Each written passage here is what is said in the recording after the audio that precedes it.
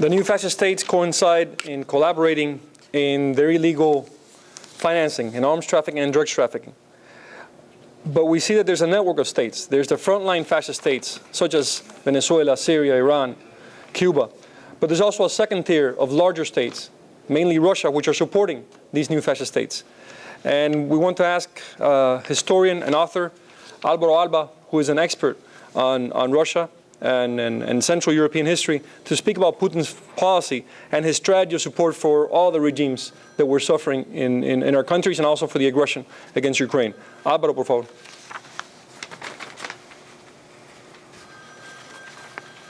Thank you for inviting me today.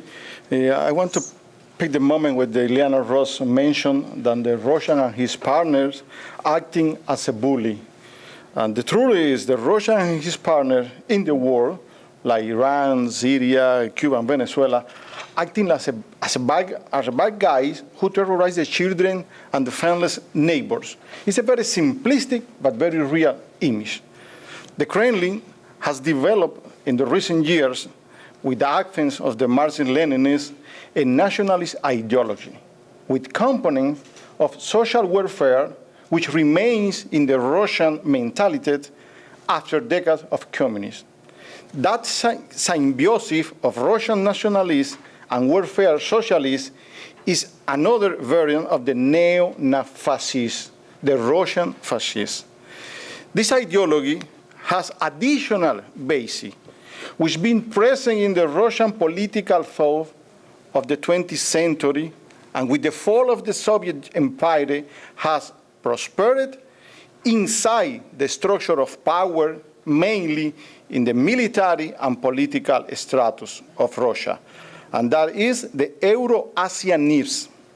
The supporters of Euro-Asianism claim that Russia is closer to Asia than Eastern Europe, and they despise the value of democracy and civil liberty that prevail in the Western world. Everything that comes from the West is decadent to the new political technologies of the Kremlin. And they have now the blessing of the Russian Orthodox Church, the role of the Moscow as the third Rome, because the first Rome fell, the Constantinople fell, and Russian, they took a role as the new Rome, the third Rome, and the theologians defined the roles of Russian as a third Rome. It's not the theory of laboratory, it's daily life speech in the country. The law against the adoption of children by Americans that was recently passed by Duma is just one example on the anti-Western component of the Kremlin foreign and internal policy. That's two elements. Very Russian National Socialists and the Euro-Asianists are the very precisely ingredients of the neo-Nazi government political strategy in Moscow. The area from that theory of Euro-Asianism for Russian, including the all former country of Soviet Union, the Balkans, the Turkey people, Central Asia, the Persian, and even the Mongol.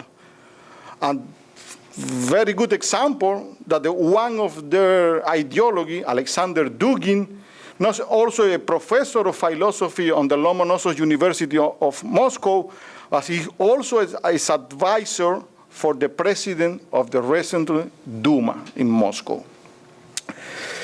Putin, in the last 15 years, because he began as a prime minister in August of 1999, has truly raised a living standard for the Russians. The state has become the main shareholder of the bigger company of the country, as a Gazprom or Lukoil. And Putin restored the functionality of the state, but with espionage and security body as the pillar of the regime. He has consolidated the state power, the state party, and rehabilitate the patriotic symbolism of the USSR as the Soviet anthem, the figure of history linking to the KGB as a Felix Dzerzhinsky, and even Stalin as a big manager or CEO of Soviet Union.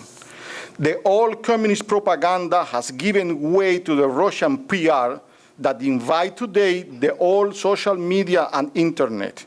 The Russian today is mainly the state company who broadcast in as 10 languages of the world, including Spanish, Arab, French, English, is the modern version of TASS, was the old Soviet press agency.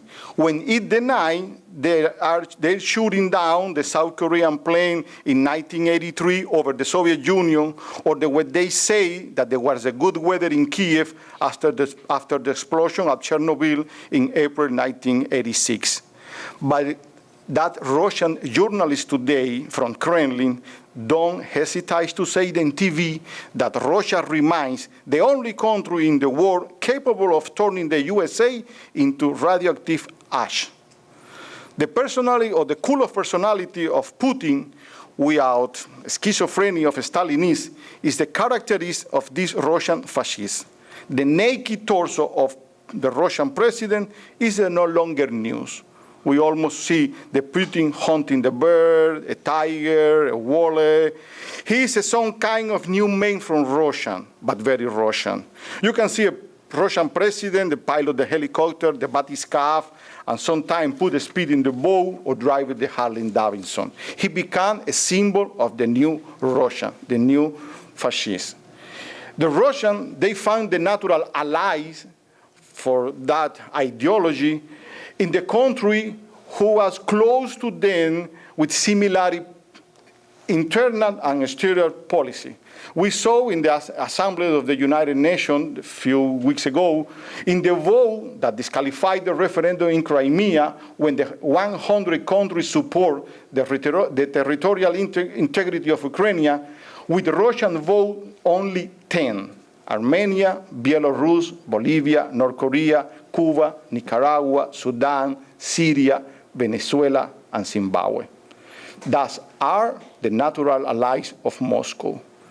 The ambassador of Iraq did not go to vote this time. In that country, the access of individual freedom and the persecution of the opposition are everyday items. Cuba, Venezuela, North Korea, Zimbabwe, and Syria are systematic human rights violators. In August 1968, when the Soviet time got to Prague, only 7 Soviets protested the invasion in Red Square in Moscow. One of the posters, what they showed to the press, was written there, "For yours freedom and ours. Savashu inacius vavodu." That is the main reason that unites us today. For yours and our freedom too. In the Second War, after the Second War, was created the bloc of anti-Bolshevik nations who integrate the migrants from Armenia, Bulgaria, Belarus, Croatia, Czech Republic, Estonia, Hungary, Georgia, even the Cossack people of Russia, Lithuania, Latvia, Slovakia, Turkestan, and Ukraine. We remember the American Committee for the Liberation of the People of Russia, which among his achievements was the creation of Radio Liberty in 1953. That station, Radio Liberty, still and remains a force in the struggle for freedom in the Eastern and Central Europe. And we have the World Anti-Communist League, which became the World League of Freedom and Democracy. We also have the Community of Democracy as an intergovernmental coalition to reinforce democracy. We are and are important, but each has a purpose, direction, and goal that we can participate, supplement, but you should be in the common platform. That platform that need to have the clear objective of being an instrument of the common expression, communication, exchange of experience, and recapitulation of errors and success. To recapitulate all these 3 points, what I want to emphasize today is the first: Russia bases the rebirth of his empire into aggressive neo-fascist ideology.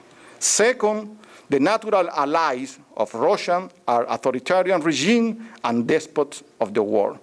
And we need urgent alliance of the democratic force of the people who face Russia and the allies of the Russian, so Iran, Syria, Venezuela, and Cuba. Thank you very much.